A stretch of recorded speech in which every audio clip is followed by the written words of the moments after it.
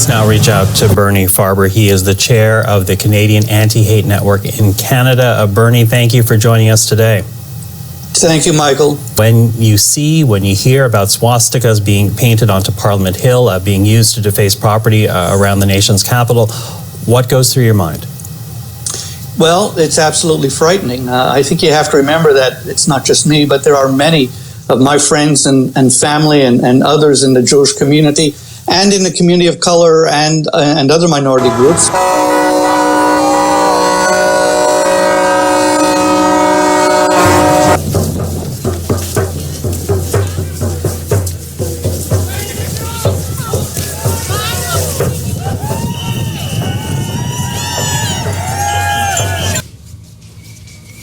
What do you feel, sir? Great. This is a unique time, a greatest time for the freedom of Canada. I never see that. Following you. Yes.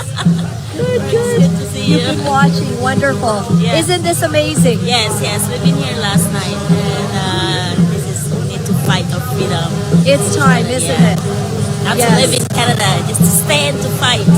You know, Those groups that have been targeted by Nazis and neo-Nazis in this country, you see swastikas and Confederate flags, but specifically swastika flags, on Parliament Hill.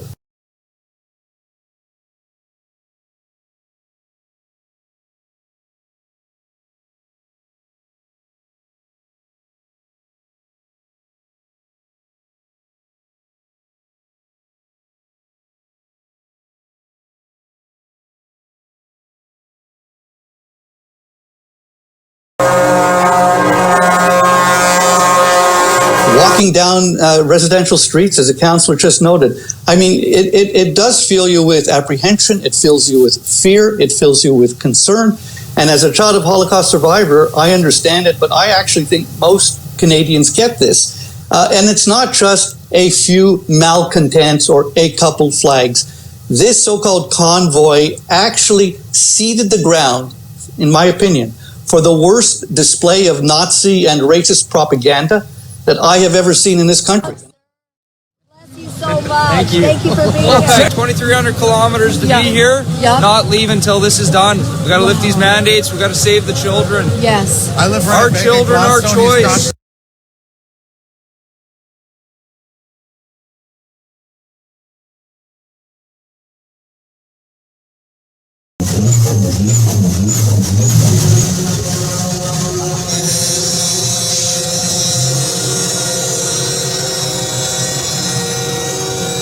I've been to lots of protests and many more such as these, going back to the late 1960s to this very day.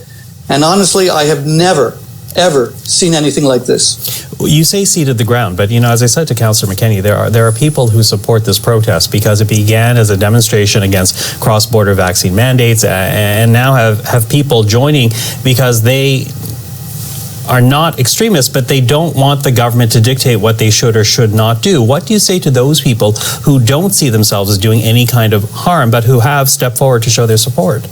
I think that they have to understand that they are marching in the shoes of neo-Nazis. They are giving support and succor to racists and bigots and bullies. I understand that people can have different views on health concerns and on vaccinations. I don't agree with them, not at all. But they have the democratic right to come and do that.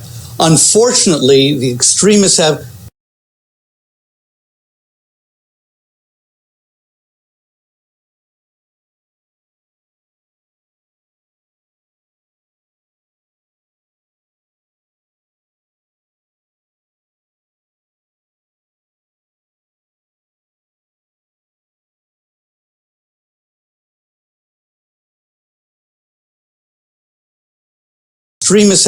either taken over the agenda or actually helped develop the agenda. We don't really know yet, but we do know what we've seen with our own eyes. And we do know that we have seen a statue of Terry Fox basically defaced.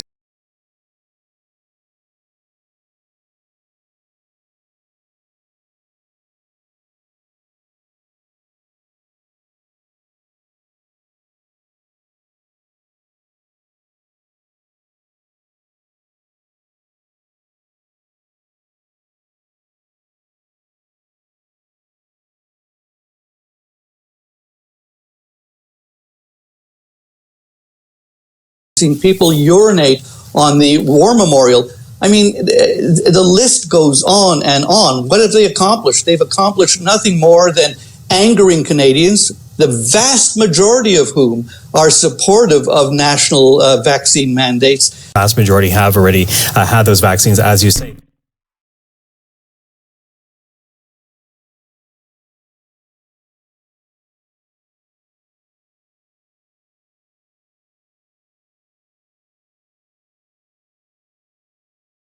It's called medical coercion.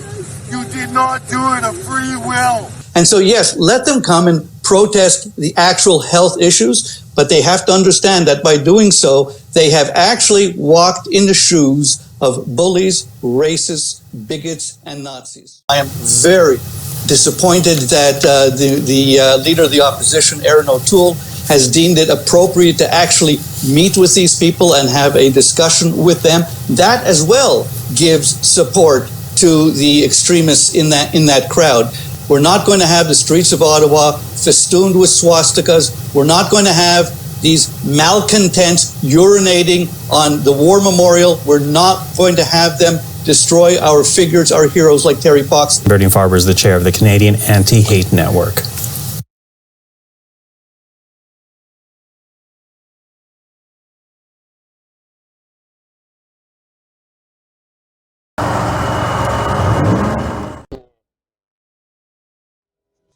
Wish to get a vaccine. You know, they're Canadians. We're Canadians, and we appreciate our freedom. And to have nasty conflicts and stuff like that, I mean, that's not leadership to me.